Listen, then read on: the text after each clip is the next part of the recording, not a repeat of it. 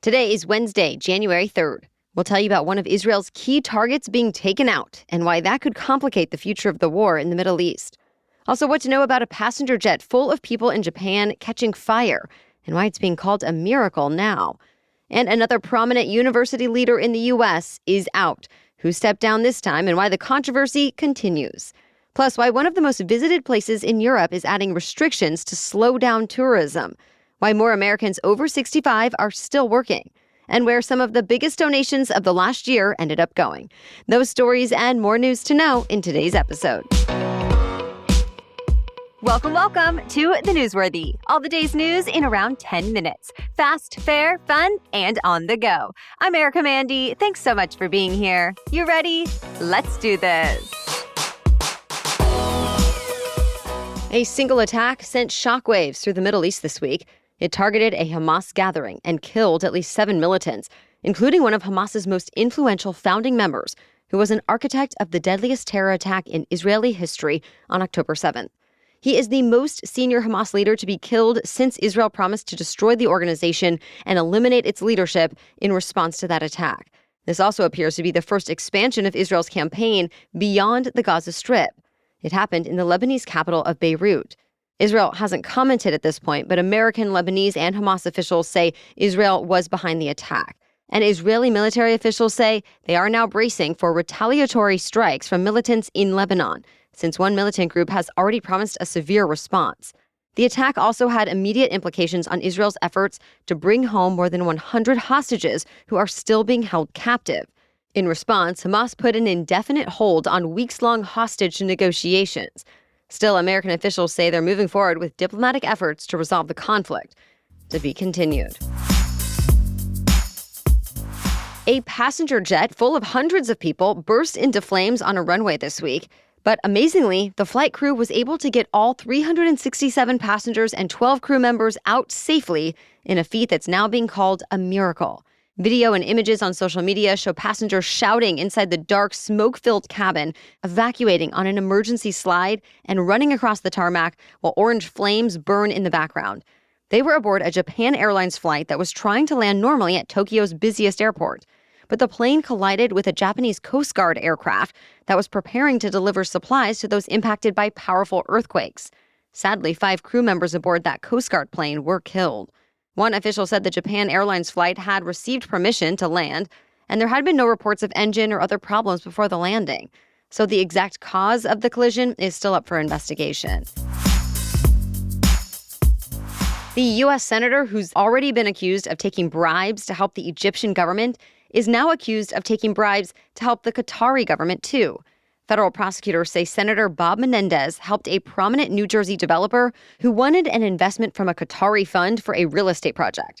To help, prosecutors say Menendez made public statements supporting the government of Qatar, visited a Qatari official in London, and that he and the developer discussed a resolution supporting Qatar that was before the Senate Foreign Relations Committee, which Menendez chaired at the time. For that work, Menendez allegedly received payoffs from the developer and Qatari officials, including cash, gold bars, Formula One tickets, and more. In response, the lawyer for Menendez says the government does not have the proof to back up any of these allegations. Already, Menendez, his wife, and other New Jersey businessmen have pleaded not guilty to their parts in the alleged bribery scheme. Still, he has faced pressure from both Republicans and Democrats to step down from Congress. The senator has said he won't resign, but has not yet said if he's seeking re-election this year. So stay tuned. Harvard's president, who has been facing criticism for weeks, resigned from her leadership role effective immediately. She has been under pressure to step down, first because of her initial response to anti-Semitism on campus, which some say was insufficient. Also, because of her comments about it at a congressional hearing last month, like when a lawmaker asked her whether calling for the genocide of Jews would be considered harassment, and Gay said it would depend on the context. And most recently, because of plagiarism allegations. The board said it conducted an investigation and found a few instances of inadequate citation in 2 of her articles, which will be corrected. Dozens of politicians and some high-profile alumni and donors called for her to step down. Now that she has, Gay is returning to the Harvard faculty. This downfall is a big turnaround for Harvard's first Black president, who has only been in the role for 6 months.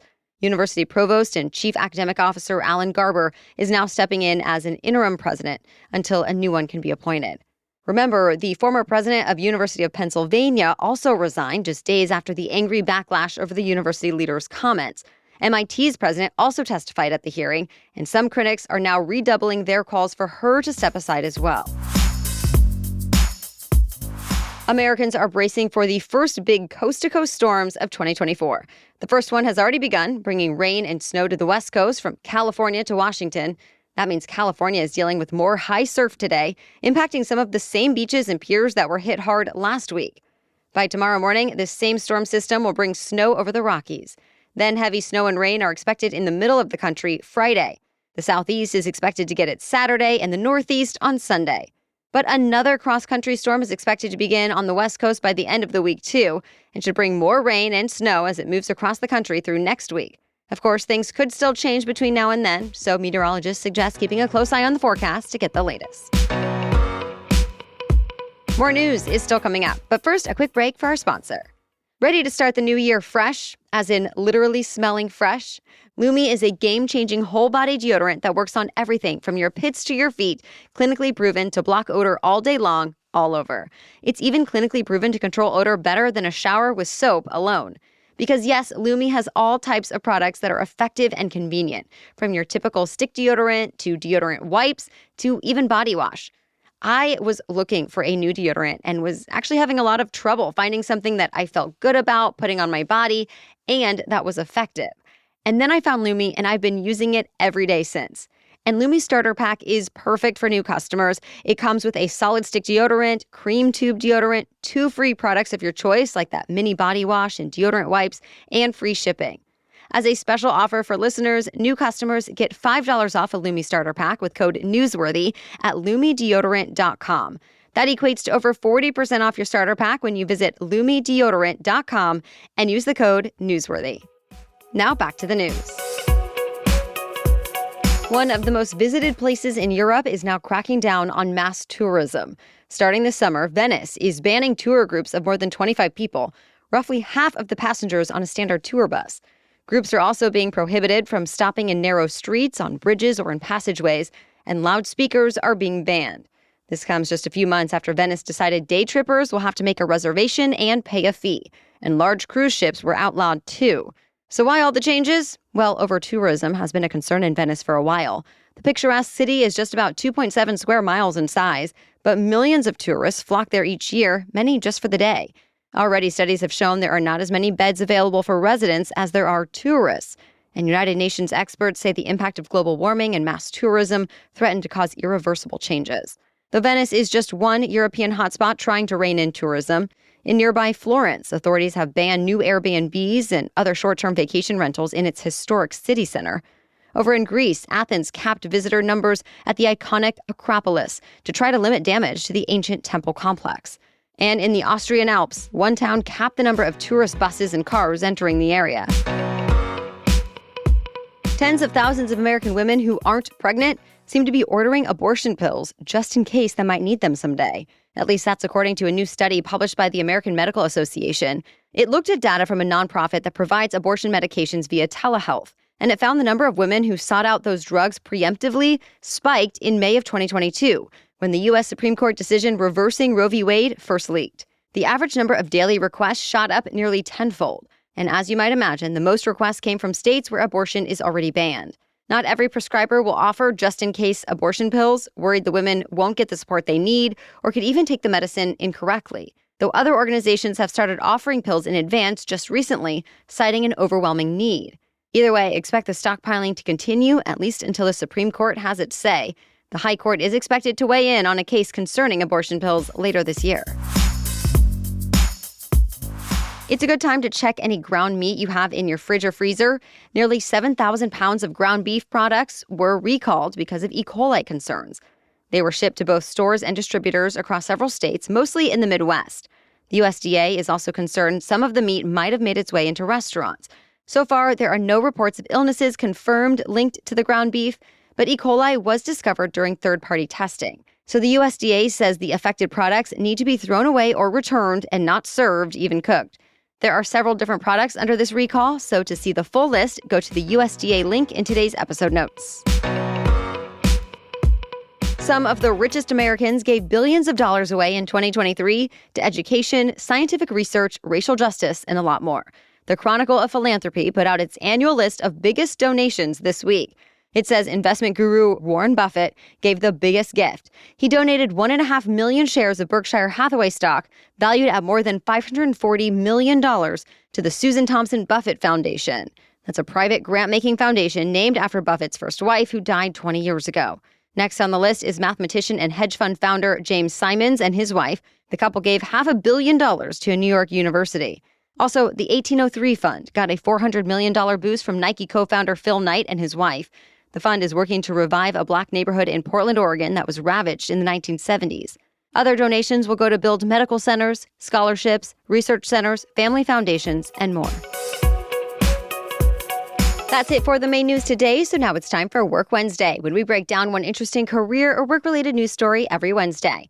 But first, instead of a sponsor today, I just want to let you know how much we appreciate you spreading the word about the Newsworthy podcast, especially at the start of this new year, when maybe people are looking for a new way to stay informed or to build new daily habits that make their lives easier and more efficient.